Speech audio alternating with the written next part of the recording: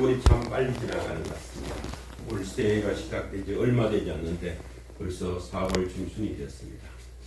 오늘은 부활절 후 첫 번째 주일로 오늘 에베소서 2장 1절에서 10절의 말씀을 통해서 예수 그리스도의 십자가의 죽음과 부활이 우리에게 어떤 의미가 있는지를 생각해 보는 시간을 갖도록 하겠습니다. 신앙인은 항상 하나님 앞에서 내가 누구인지를 생각하며 살아야 합니다. 우리가 잘 아는 그리스 철학자 소크라테스는 델포이의 아폴로 신전 현판 기둥에 새겨져 있는 너 자신을 알라라는 말을 철학적 명제로 삼았습니다. 이것은 그 후 여러 철학의 가장 기본적인 질문이 되었고 그 답을 얻기 위해서 지금까지도 많은 주의와 사상이 생겨났습니다. 종교학적으로도 세상의 모든 종교는 끊임없이 내가 누구인가를 묻고 있으며 내가 누구인지 아는 자기 정체성이 모든 종교의 출발점이기도 합니다. 불교에서는 나를 한자로 나아라고 얘기합니다. 그리고 이 나아는 욕심 덩어리고 인 상태로 봅니다. 소유욕과 생존욕, 명예욕, 식욕, 성욕, 성취욕 여러 가지 욕망으로 가득 차 있는 상태를 말합니다. 이런 상태에서 벗어나 이 상태에서 벗어난 나를 무아라고 얘기를 합니다. 이 없는 무자를 써서 무아라고 얘기를 하죠. 나 자신, 나 자아가 없는 상태가 무아의 상태입니다. 무아지경이라는 말은 나도 없고 너도 없고 주관도 없고 객관도 없고 세상도 없고 욕망도 없는 상태인데 이런 상태를 불교에서는 해탈이라고 얘기를 합니다. 해탈이란 특정한 어떤 집착으로부터 해방되는 것을 말하는데 불교에서는 인간사 모든 번뇌의 얽매임에서 풀리고 미혹의 괴로움에서 벗어나는 상태로 불교에서 추구하는 궁극적인 실천 목적이기도 합니다. 이 해탈이 고도화되면 모든 고뇌와 집착으로부터 해방되는 열반의 상태에 들어가게 되는데 그때 비로소 인간이 부처가 된다고 불교에서는 얘기하고 있습니다. 힌두교에서는 불교의 무아지경 같은 상태를 범아일려라고 합니다. 내 눈에서 보이는 것은 허상의 나이고 그것은 가짜인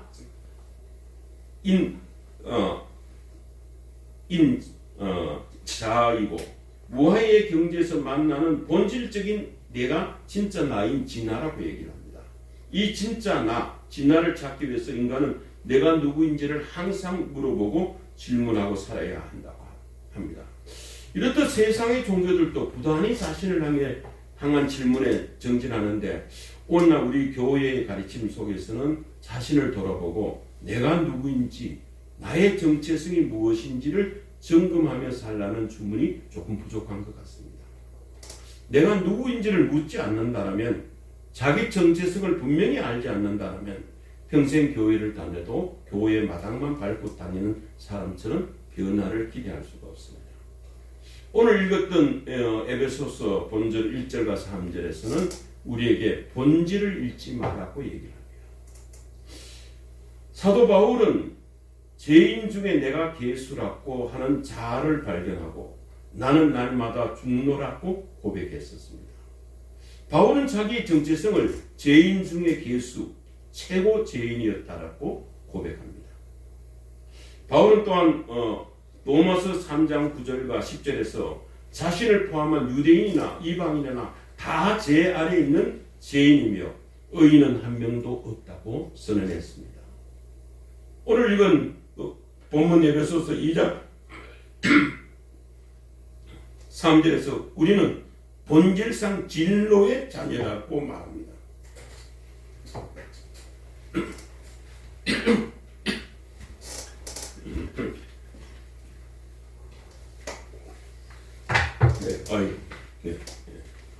에베소서는 잘 아시다시피 사도 바울이 자신이 개척한 에베소 교회에 보낸 옥중서신입니다. 당시 에베소 교회에서는 헬라 이방인 성도들에게도 할례라든지 아니면 음식 정결법이라든지 여러 가지 절기 준수와 같은 유대 율법을 지킬 것을 강조하는 세력들이 있었습니다. 이러한 문제는 성도들의 하나됨을 깨뜨리고 참된 구원과 교회의 성장을 방해하는 요소가 되었습니다. 유대인과 이방인이 예수 그리스도 안에서 성령으로 말미암아 하나가 되는 것은 태초부터 하나님이 정하신 뜻입니다. 바울은 이러한 하나님의 경륜과 복음의 비밀을 알게 하고 악한 세력을 이기도록 성도들을 근면하기 위해서 로마 감옥에서 이 에베소서를 기록하여 편지로 보냈었습니다. 이 에베소서 중에서 오늘 본문 2장 1절에서 10절은 그리스도인 우리들의 정체성을 본질상 진노의 자녀였던 죄인으로서 죄로 인해 죽었으나 하나님의 은혜로 다시 살아난 존재라고 분명히 말씀하고 있습니다. 그러면 본질상 진노의 자녀라는 말은 무슨 뜻입니까? 본질상이라는 말은 본래적으로 사람 안에 내재에 대해서 자연스럽게 겉으로 드러나게 되는 것이라는 것이 의미입니다. 본래적으로 내 속에 있던 것이 진노는 헬라어로 오르게라는 말로서 분노, 격하게 화를 낸다는 뜻입니다. 성경에서는 이 오르게라는 말이 진노라는 말이 앞으로 미래에 있게 될 하나님의 최후의 심판과 형벌을 가리키는 용어로 사용되고 있습니다. 그런데 이 오늘 본문에서는 진로의라는 말은 오르게스라고 해서 소유격으로 쓰고 있습니다. 이는 사람이 주격으로 내가 분노한다는 것이 아니고 내가 진노한다는 것이고 하나님의 진노를 받는 상태로 말합니다. 하나님의 진노를 받는 우리였다. 이렇게 성경에서 말씀하고 있습니다. 그럼 왜 하나님의 진노를 받게 됩니까? 그건 우리가 죄인이기 때문입니다. 2절을 보면 그때라고 말하고 있습니다. 그때라는 것은 죄와 허물로 죽었던 그때 너희 이방인들은 이미 이 세상 풍조를 따르고 공정권세 잡은 자 사탄을 따르는 불순종의 아들이었고 3절에 우리도 선민으로 택함 받았다고 하는 유대인들도 육체의 욕심을 따라 살며 육체와 마음에 원하는 것을 하여 이방인과 같은 죄인이다. 헬라인도 죄인이고 유대인도 죄인이고 모두가 죄인이기 때문이라고 분명히 말하고 있습니다. 2절에서 불순종이라는 것은 복음과 신앙을 받아들이지 않는 불신앙 상태를 가리키는데 불신앙하는 자는 결국 공중권세 잡은 자 사탄의 지배를 받게 되었다는 말입니다. 3절에 본질상 진노의 자녀라는 말은 유대인이나 헬라인이나 혈통적으로 태어날 때부터 정해있는 것처럼 인간 존재가 첫사람 아담 안에서 하나님께 불순종했기 때문에 모든 사람은 본래적으로 하나님의 진노 아래 놓여있다는 의미입니다.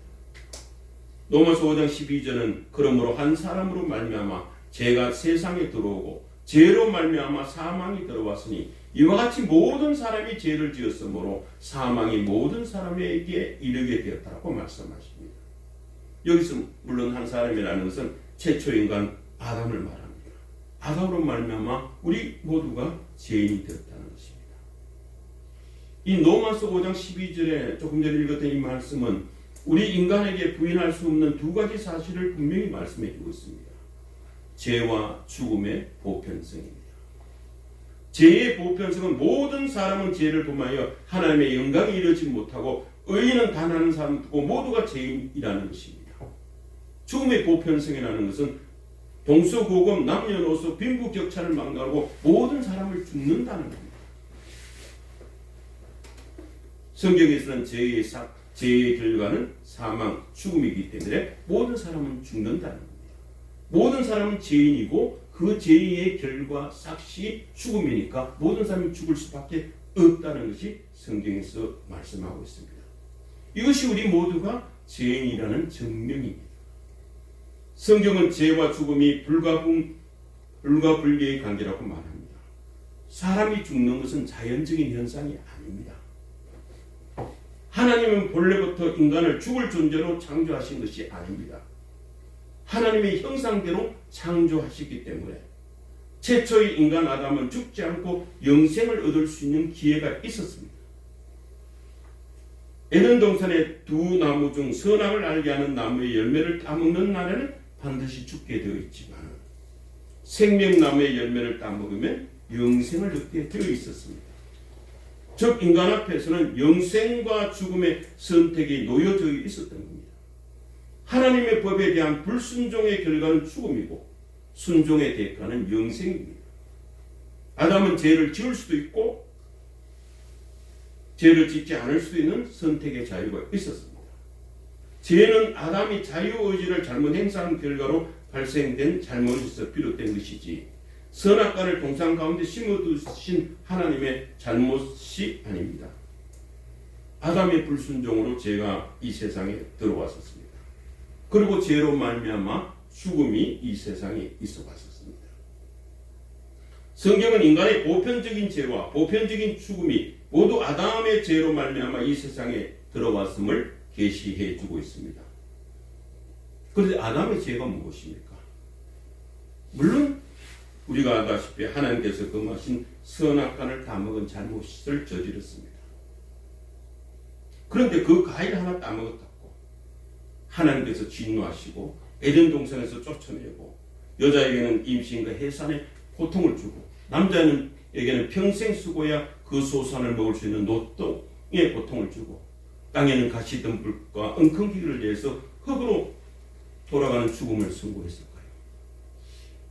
과일 하나 따먹은데 이런 형벌을 받는다면 하나님이 너무 가혹하신 것이 아닐까 하는 생각을 해본 적은 없습니까? 그리고 왜 아담의 범죄를 그의 후손이 모든 인류에게 전가되어 우리까지 죄인이 되게 했을까요? 이를 알아보면 성경 창세기 2장과 3장을 다시 살펴보아야 합니다. 하나님께서 천지를 창조하시고 첫사람 아담을 창조하시어 에덴 동산에 살게 하시면서 에덴 동산 가운데 생명나무와 선악을 알게 하는 나무를 주셨으며 아담에게 명하여 동산에 있는 모든 나무의 열매는 내가 임의로 먹되 선악을 알게 하는 나무의 열매는 먹지 마라. 내가 먹는 날에는 반드시 죽으리라고 하셨습니다. 그 후 아담이 혼자 있는 것이 좋지 않게 생각하시어 돕는 배필로 하와를 만들어 함께 살게 해주셨습니다. 그리고 동산을 거느리면서 아담과 교제하시기도 했습니다. 하나님의 사랑이 함께 하셨습니다. 우리는 나무 자체의 선악을 알게 하는 특성을 지녔다고 생각하면 안 됩니다. 하나님께서 금하시는 명령에 강조점을 두어야 합니다. 아담과 하와가 눈을 뜨면 동산 한가운데 있는 그 나무를 보게 되었고 그 나무를 볼 때마다 하나님과 하나님의 언약을 기억하는 그런 장치로 보아야 합니다. 그런데 어느 날 뱀으로 가장한 사탄이 와서 여자인 하와에게 다가와서 묻습니다. 아주 강교한 질문을 합니다. 하나님이 참으로 너에게 동산 모든 나무의 열매를 먹지 말라 하시더냐? 라고 물어봅니다. 이에 대해서 여자가 대답합니다. 아니야. 동산 모든 나무의 열매를 우리가 먹을 수 있으나 동산 중앙에 있는 나무의 열매만 먹지 말라 하셨어. 하나님께서는 먹지도 말고 만지지도 말라. 그러면 너희가 죽을까 하노라 라고 말씀하셨어라고 대답합니다. 하나님은 먹지 말라. 내가 먹으면 반드시 죽으리라 라고 말씀하셨는데 하와는 만지지도 말라 죽을까 하노라고 약간 왜곡되게 대답했습니다. 하나님의 명령에 약간 불만이 섞인 대답이죠. 강교한 사탄은 이를 눈치채고 다시 유혹합니다. 아니야. 그 열매를 먹어도 너희는 결코 죽지 않아. 하나님이 너희들을 못 먹게 하는 것은 너희가 그것을 먹으면 눈이 밝아져 하나님과 같이 되기 때문에 하나님이 그걸 아시고 못 먹게 하는 거야. 이 말을 들은 하와는 그 나무를 보니 먹음직도 하고 보암직도 하고 지혜롭게 할 만큼 탐스럽게 또 하여서 냉큼 그 열매를 따먹고 옆에 있는 남편 아담에게도 주었습니다. 아담도 그것을 먹었습니다. 과연 유혹하는 사단이나 아담과 하와가 그 열매를 먹으면 하나님과 같이 된다고 생각했을까요? 하나님과 같이 된다는 것이 뭘 의미합니까? 창조주 신이 된다는 말입니까? 아닐 겁니다. 만약에 그 열매를 먹으면 신이 된다라고 하면 사탄이 먼저 먹었겠죠. 사탄은 하나님께 반역하여 신이 되려 하다가 쫓겨난 사탄이기 때문에 사탄이 먼저 어떤 수단을 쓰든지 그 열매를 먹었을 겁니다. 하나님과 같이 된다는 것은 신이 된다는 말이 아니고 하나님으로부터 독립하겠다는 말입니다. 이제 하나님 없이 내 마음대로 살아보겠다는 의미입니다. 사탄이 처음 한 질문, 하나님이 참으로 너희에게 동산 모든 나무의 열매를 먹지 말라 하시더라는 말은 너희에게 자유가 없지. 너희 마음대로 살 수 없잖아. 응? 일일이 하나님의 간섭을 받고 사는 것이 좋니? 라는 의미입니다. 두 번째 하는 말, 아니야. 너희가 결코 죽지 않아. 너희가 그것을 먹는 날에는 너희 눈이 밝아져 하나님같이 될 것이라는 유혹은 이제 그 열매를 먹고 하나님으로부터 독립해. 너희 마음대로 자유롭게 살면 훨씬 더 행복해질 것이라는 유혹입니다. 아담은 사탄이 하와를 유혹할 때 옆에 있었지만 말리지 않았습니다. 오히려 하와가 주는 열매를 앵커 먹고 하나님께는 여자 핑계를 대고 오히려 하나님 만드신 그 여자를 만드신 하나님을 책임을 돌리려고 했습니다. 아담과 하와는 하나님께 죄를 지었습니다. 죄의 결과는 흙으로 다시 돌아가는 사망입니다. 죄라는 것은 열매를 따먹은 행위가 아니라 하나님의 명령을 거역하고 하나님으로부터 떠난 것을 말합니다. 하나님이 이제 나의 창조주, 나의 주님이 아니고 나와는 아무 상관이 없고 이제는 내가 내 인생의 주인이다. 내 마음대로 살 거야 하는 선언을 의미합니다. 헬라어로 죄라는 것은 카마르티노라는 말은 간역에서 벗어났다는 말입니다. 하나님으로부터 벗어났다 하는 것이 죄입니다. 응? 하나님께 불순종이고 이것이 창조주 하나님께 대하는 인간의 반역 행위입니다. 하나님 안에 있으면 생명이 있으나 하나님을 벗어나면 죽음이 있을 뿐입니다. 4절과 9절의 말씀은 은혜를 잊지 말라는 내용입니다. 우리가 전도할 때 이런 말을 곧장 하지요. 당신 죄인입니다. 죄를 고백하고 회개하십시오. 예수 그리스도께서 우리 죄를 대속해서 십자가에 달려 죽으셨습니다. 우리 죄를 모두 사해 주셨습니다. 이제 우리 예수님만 믿게만 하면 우리는 구원 받을 수 있습니다. 이렇게 말합니다. 그러면 전도 대상자가 이렇게 반문합니다. 내가 무슨 죄를 졌단 말입니까? 내가 뭐 살인했어요? 도둑질했습니까? 라고 반문합니다. 살인과 도둑질은 죄의 본질이 아니고 죄의 열매입니다.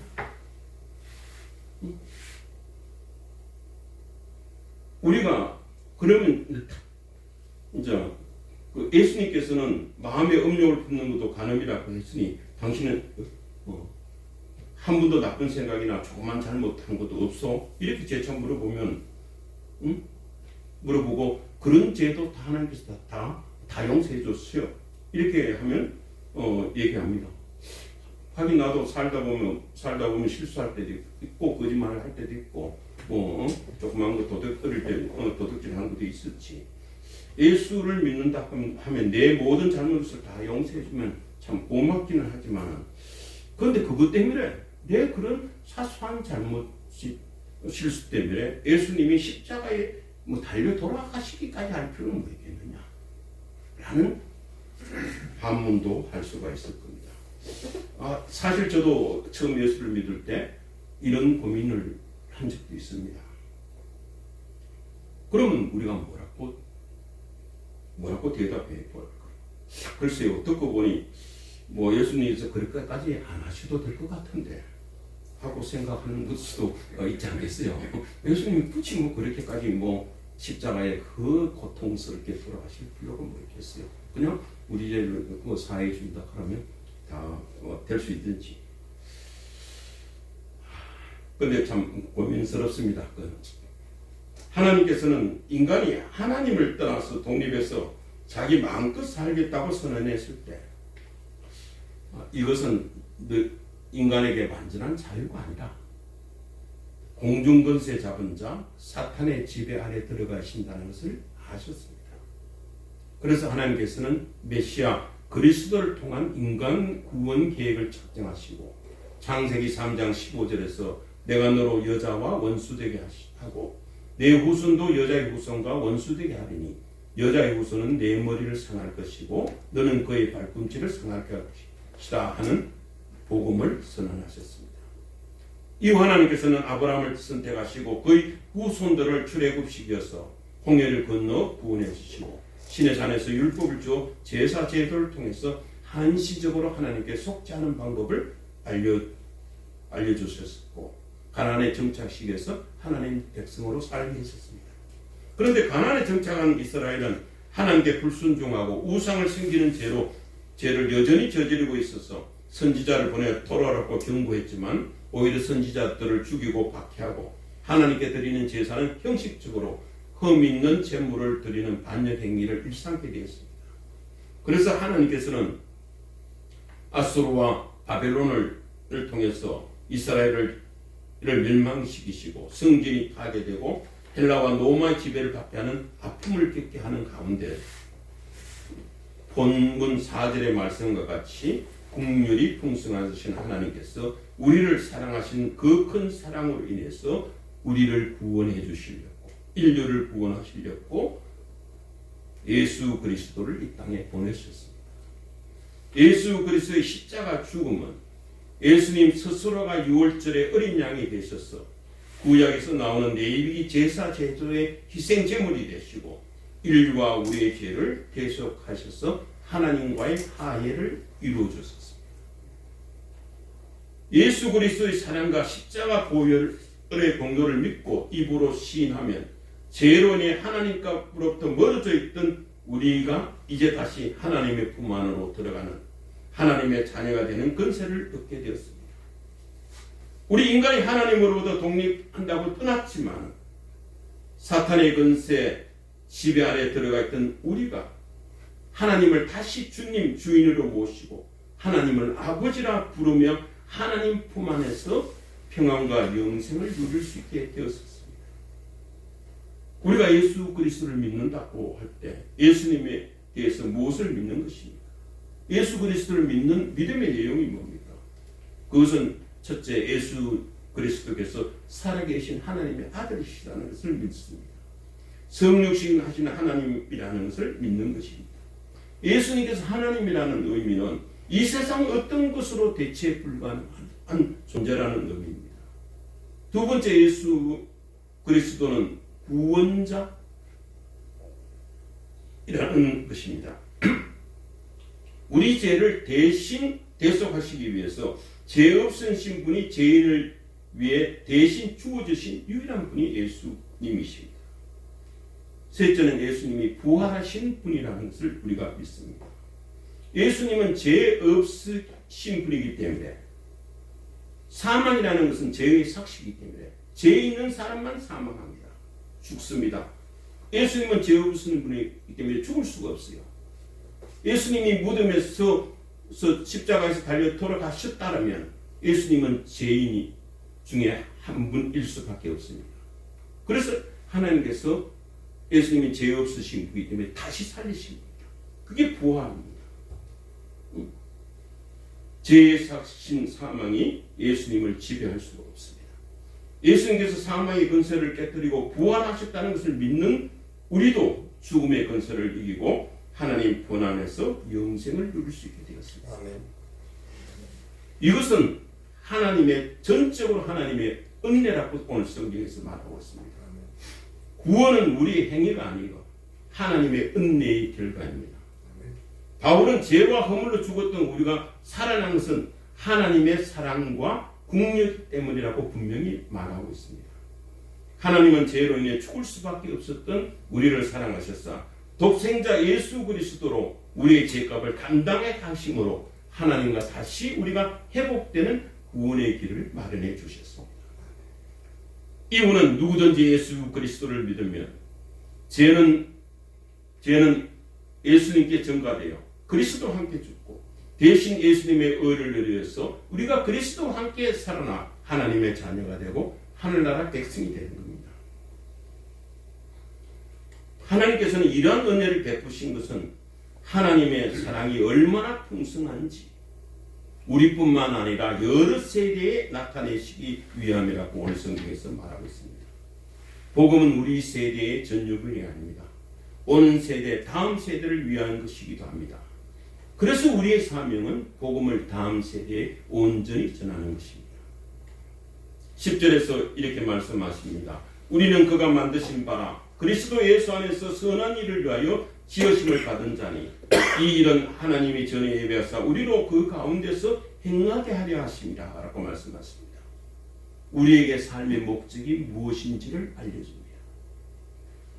예수님의 십자가 보혈로 구원받고 새 생명을 얻은 그리스도인이 된 우리의 삶의 목적은 예수 그리스도 안에서 선한 일을 하기 위해서입니다.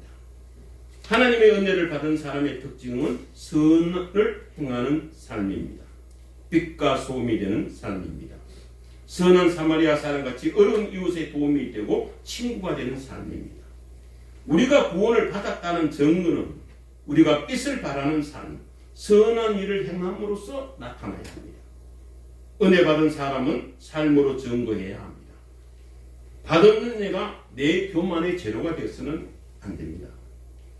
복음은 우리로 하여금 선한 일을 하도록 인도합니다. 그래서 하나님께 영광을 돌리는 삶을 살게 됩니다. 여러분들도 은혜대로 사는 사람이 다 되시기를 바랍니다. 우리는 선한 일을 하기 위해서 지음받은 사람이기 때문에 이제 오늘의 말씀을 정리해 보도록 하겠습니다. 1절과 3절의 말씀을 통해서 구원받은 그리스도의 삶은 먼저 본질적으로 자신이 무엇인지 자기의 정체성을 잃지 말아야 한다고 말하고 있습니다. 우리는 본질상 진노의 자녀였습니다. 불순종의 아들 가운데 역사하는 영인 공중거세를 잡은 사탄의 지배를 받는 사람이었다는 것을 우리가 잊지 말아야 됩니다. 그리고 하나님의 은혜를 잊지 말아야 됩니다. 하나님께서 우리가 은혜라는 것은 값없이 주는 선물이죠. 하나님께서 값없이 주는 선물로 우리가 구원을 받았습니다. 인애와 자비가 풍성하시고 국률이 풍성하신 하나님께서 그리스도 안에서 은혜로 우리를 구원해 주시라는 사실을 잊어서는 안 됩니다. 은혜는 하나님의 선물이기 때문에 우리의 행위로 자랑할 수가 없습니다. 그래서 은혜 받은 사람은 늘 감사하게 되어 있습니다. 자기 자랑할 것이 없기 때문입니다.